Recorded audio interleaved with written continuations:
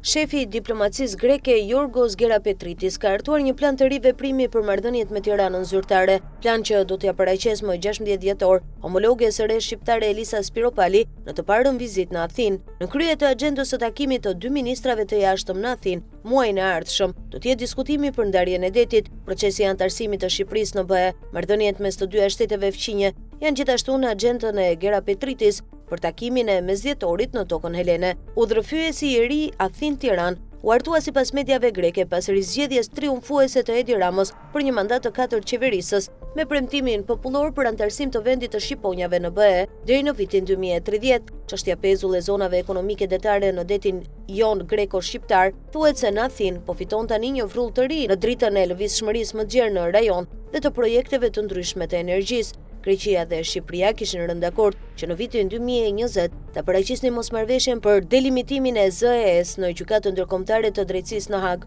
por kjo çështje dypalshe ka mbetur ende pezull. Shqipëria do të ketë nevojë që të mbështetet tek fqinji jugor, edhe për faktin se plani i saj për përfundimin e bisedimeve të pranimit në BE deri në vitin 2027 përkon me kohën kur Greqia do të mbajë presidencën e Këshillit Evropian. Ministri i jashtëm grek Yorgos Gerapetritis u ka paraqitur homologëve evropian qëllimin e vendit të tij për të ndërmarrë në kuadër të presidencës greke një iniciativë që do të përshpejtonte rrugën e shteteve ballkanike drejt familjes evropiane. Kjo sipas tij do të kishte rëndësi për këtë rajon për shkak të tensioneve dhe nacionalizmave në rritje.